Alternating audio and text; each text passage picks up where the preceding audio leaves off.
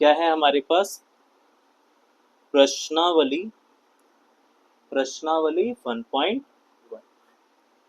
तो इसके अंदर प्रश्नावली 1.1, तो क्या लिखोगे फर्स्ट वाले क्वेश्चन में, हाँ जीरो एक, जीरो या शून्य, हाँ शून्य एक, शून्य एक परिमेय संख्या है, परिमेय संख्या है। फिर इसने पूछा था क्या आप इसे p बटे q के रूप में लिख सकते हो, तो हाँ हम शून्य को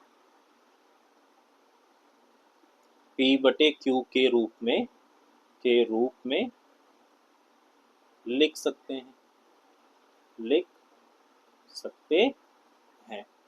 कैसे लिख सकते हो, तो उदाहरण दे दो। उदाहरण के लिए हम कैसे लिख सकते हैं, 0/1, 0/2, 0/3, 0/4 आदि।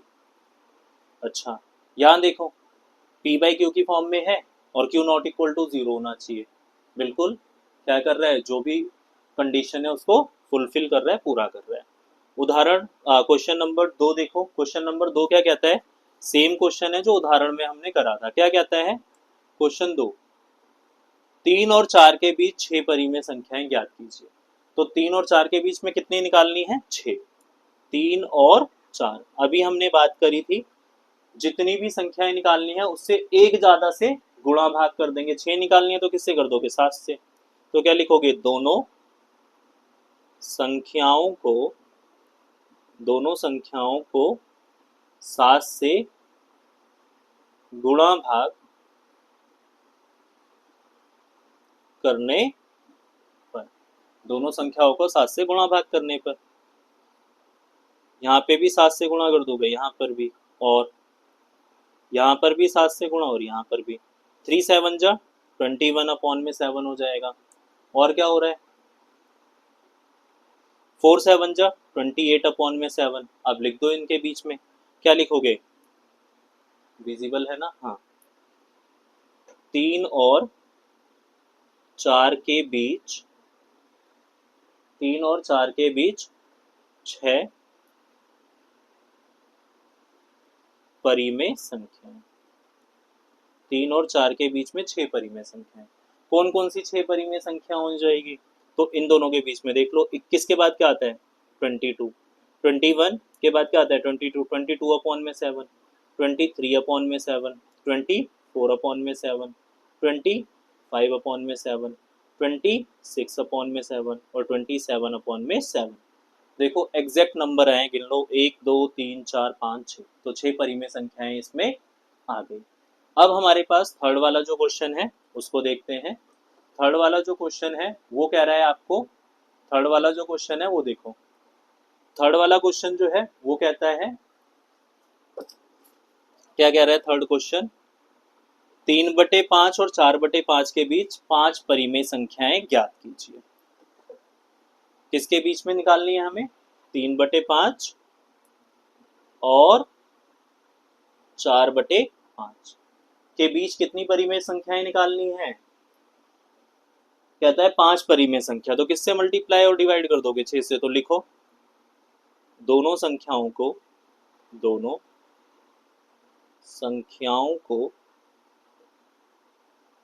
6 से गुणा भाग करने पर, दोनों संख्याओं को 6 से गुणा भाग करने पर, ठीक है। तो दोनों संख्याओं को 6 से गुणा भाग करने पर, तो देखो ऊपर भी 6 से गुणा कर दोगे, नीचे भी, और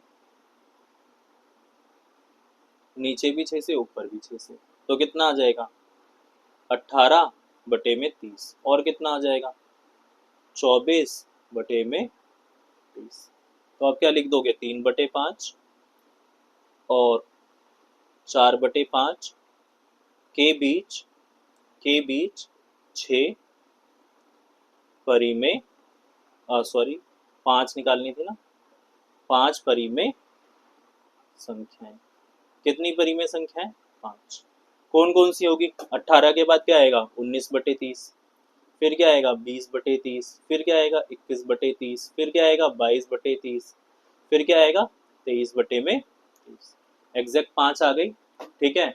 उसके बाद एक एक्स्ट्रा क्वेश्चन भी इसमें कर लेते हैं हम। कितनी बार ना एनसीईआरटी जो एग्जाम में क्वेश्चन पूछा जाता है ना एक्स्ट्रा क्वेश्चन, तो उसमें एक बार देख लो, एग्जाम में थोड़ा सा ना चेंज करके पूछ लेता है। कितनी बार कहता है कि 1/2 और 1/3 के बीच 5 परिमेय संख्या निकालिए। 5 परिमेय संख्या निकालिए, संख्याएं ज्ञात कीजिए। अब देखो इस वाले क्वेश्चन में क्या है, एनसीईआरटी में ऐसा क्वेश्चन दे नहीं रखा, बट एग्जाम में पूछ लेते हैं। देखो है क्या, इसमें बेस सेम नहीं है, तो इसका ना पहले बेस सेम करा जाता है। जब इसका हल करोगे तो क्या लिखोगे, 1/2 और 1/2 और 1/3। तो सबसे पहले इसका बेस सेम नहीं है तो इसका एलसीएम लो।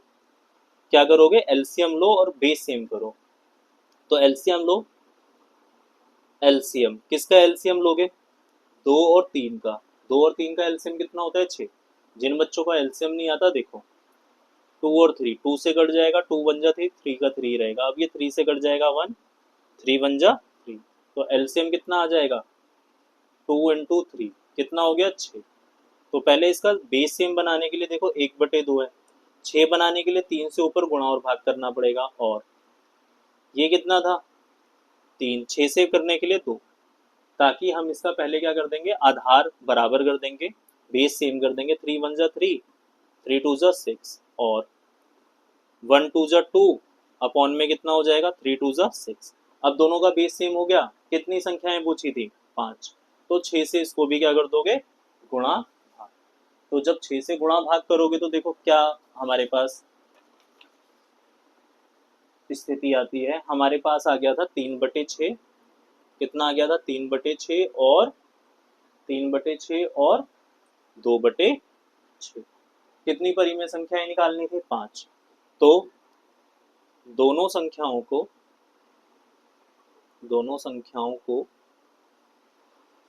6 से गुणा भाग करने पर, गुणा भाग करने, दोनों संख्याओं को अगर 6 से गुणा भाग करते हैं तो उसमें क्या होगा, देखो 3/6, 6 से यहाँ 6 से यहाँ, और 2/6, 6 से यहाँ 6 से यहाँ। तो कितना आ जाएगा, 6 3 18 और ये हो जाएगा 36, और ये कितना हो जाएगा, 12 और 36। अब लिख दो, क्वेश्चन वही लिखना है, 1/2 और 1/3 के बीच 5, 1/2 और 1/3 के बीच 5 परिमेय संख्याएं, 5 परिमेय संख्याएं है। देखो 5 परिमेय संख्याएं कौन कौन सी हो जाएगी, अब ध्यान से देखो, हमारे पास जो है वो है, हमारे पास कितना है, 12/36 और 18/36 आया था, है ना। कितना आया था, 12/36 और 18। तो अब यहाँ पर देखो बच्चे गड़बड़िया करेंगे, तो गड़बड़ी मत करना, 12 से स्टार्ट करना, 18 से मत कर देना। 13/36 हो जाएगा, फिर कितना हो जाएगा, 14/36, 15/36, 16/36 और 17/36। छोटे से बड़े की तरफ जाना होता है, ठीक है। आंसर लास्ट वाला क्वेश्चन देखो, हमारे पास जो है क्वेश्चन नंबर 4। क्वेश्चन नंबर 4 जो है ये कहता है, नीचे दिए गए कथन सत्य हैं या असत्य, कारण के साथ अपने उत्तर दीजिए। ठीक है, पहला क्या कहता है, पहला कहता है प्रत्येक प्राकृत संख्या एक पूर्ण संख्या होती है। क्या ये बात सही है, हाँ बिल्कुल ठीक है। प्राकृत संख्या 1 से स्टार्ट होती है, पूर्ण संख्या 0 से स्टार्ट होती है। तो यानी पूर्ण संख्याओं के अंदर सारी प्राकृत संख्या तो होती है, 0 एक्स्ट्रा ही होता है इसके अंदर। प्रत्येक पूर्णांक एक पूर्ण संख्या होती है। क्या कहता है, प्रत्येक पूर्णांक एक पूर्ण संख्या। पूर्णांक में तो नेगेटिव नंबर भी आ जाता है, माइनस वाले, पूर्ण संख्याओं में तो नेगेटिव आते ही नहीं है, तो इसीलिए क्या हो जाएगा, असत्य। ठीक है, पहले वाला क्या था, सत्य, दूसरे वाला क्या हो गया, असत्य, और तीसरे वाला देखो, प्रत्येक परिमेय संख्या एक पूर्ण संख्या होती है। तो देखो परिमेय संख्या क्या हो जाएगी, जैसे मान लो 3/5 है, ये परिमेय संख्या है, लेकिन 3/5 पूर्ण संख्या तो नहीं है ना, तो ये क्या हो जाएगा, असत्य। तो ये भी क्या हो जाएगा, असत्य। इसी के साथ हमारी एक्सरसाइज खत्म होती है। हम नेक्स्ट टॉपिक पर मिलेंगे, एक्सरसाइज 1.2 पर। ठीक है, 1.2 से फिर हम स्टार्ट करेंगे। आज की क्लास के लिए इतना ही। ठीक, मिलते हैं नेक्स्ट।